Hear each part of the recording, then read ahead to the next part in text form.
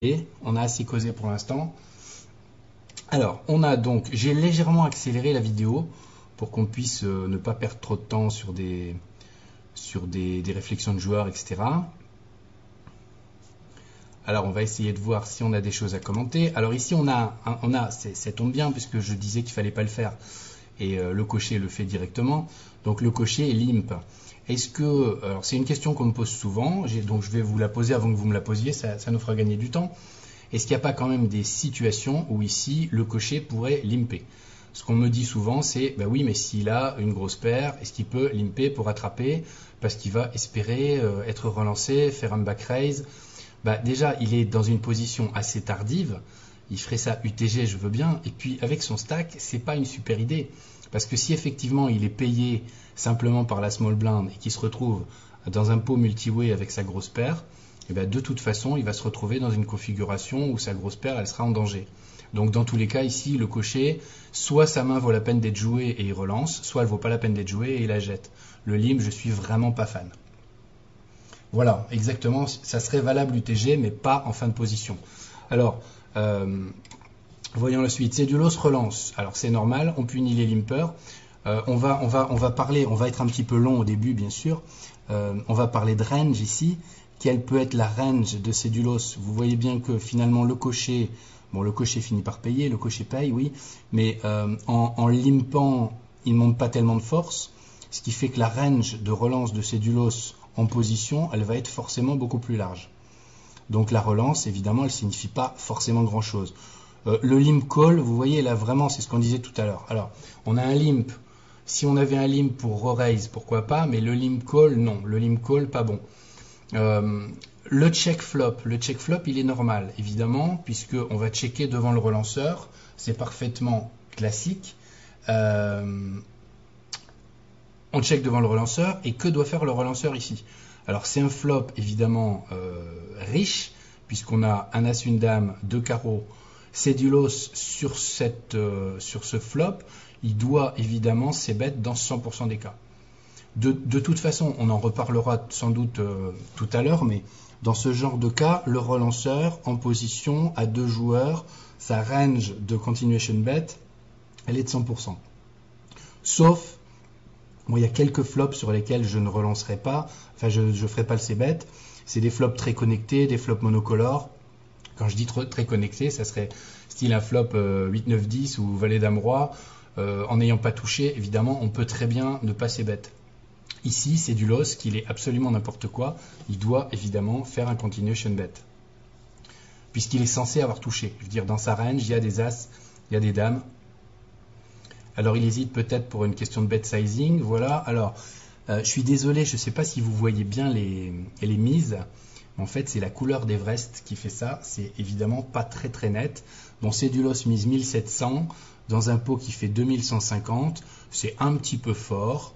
Donc je pense qu'il a effectivement touché et qu'il veut protéger contre les carreaux. C'est pas le continuation bet classique standard.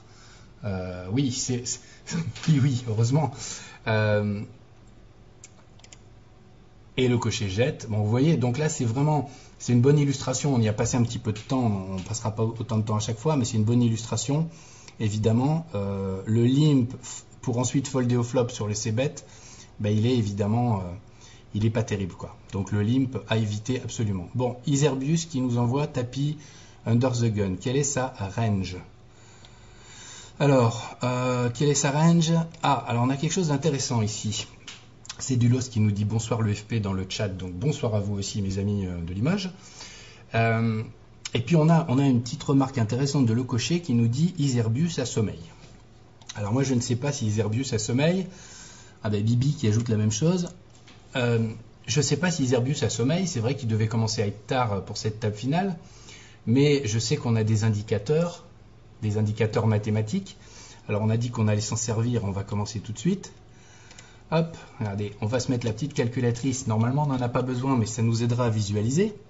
On a donc un tour de table, on a dit, qui nous coûtait 550. Et on a un joueur Iserbius qui a 2345. Donc vous faites 2345 divisé par 550 et vous obtenez 4,26. Alors moi je ne sais pas s'il a sommeil, mais je sais surtout qu'il a un indicateur M de 4,26. Vous voyez ce que je veux dire? Indicateur M de 4,26, tu dis il est lourd, je ne suis pas sûr du tout qu'il soit lourd, il n'a pas besoin d'être lourd à la limite, il a surtout besoin de se bouger rapidement parce qu'il a 4,26 de M, et puis on peut se faire un autre petit calcul si vous voulez, hein. Si on prend ces 2345 et qu'on lui enlève les blindes qui lui arrivent sur la tête, c'est-à-dire moins 300 plus 2 fois 25, donc moins 350,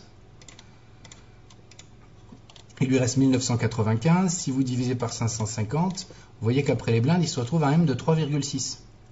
Alors effectivement, on peut se poser la question de sa range. Est-ce qu'il a besoin d'être lourd? Ouais, alors K10 plus ou un As, c'est tout à fait vrai ce que tu dis. C'est tout à fait vrai à une exception près. Enfin, tout au moins tel que je conçois ce genre de tournoi. Ça serait vrai si on était dans un tournoi normal, entre guillemets. Alors, je ne connais pas les positions ici de chaque joueur. C'est la 6e ou 7e étape, je crois, quelque chose comme ça. Il y a déjà des classements en cours. Si on était dans un tournoi entre guillemets normal, c'est-à-dire un tournoi où le but c'est de gagner le tournoi, effectivement, quand tu dis un As, c'est pas n'importe quel As, c'est As9 suité, K10, oui, même peut-être Q10, Q10S, on peut y aller. Simplement ici, le but c'est de prendre des points, ça veut dire qu'on va jouer sur l'ICM, l'Independent Chip Model, on va essayer de faire d'abord sortir des joueurs. Et pour faire d'abord sortir des joueurs, eh bien on va pas y aller aussi light. En fait, c'est quasiment une situation de qualifieur ici. Imaginez que vous soyez dans un qualifieur, il y a 10 places, enfin il y a 10 joueurs encore, et il y a 5 tickets pour un gros tournoi. Est-ce que la UTG à sa place, tu envoies avec K10 ou avec n'importe quel As? Étant donné qu'il y a des joueurs ici, Bibi qui a 2009, ZZ qui a 2002, Birlaolao qui a 3100 qui n'est pas beaucoup mieux, Dracop qui n'est pas non plus terrible, il n'y a pas d'urgence absolue. Si le but c'est de faire dans les 5 premiers. Donc en fait, moi je dirais que sa range c'est plutôt, enfin tel que je la jouerais, c'est plutôt AQ plus ou peut-être PP10. PP10 et plus évidemment. Vous m'entendez là? D'accord, ok, ça marche. Vous voyez, il peut y avoir des petites micro-coupures, on procède par streaming et on a du matériel assez complexe. Il peut y avoir des petits bugs. Si vous ne me voyez plus, je reboot la machine et je reviens, il n'y a pas de problème.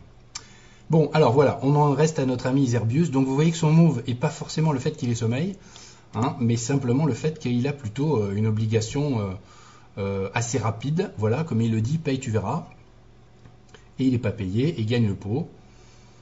Voilà. Donc j'ai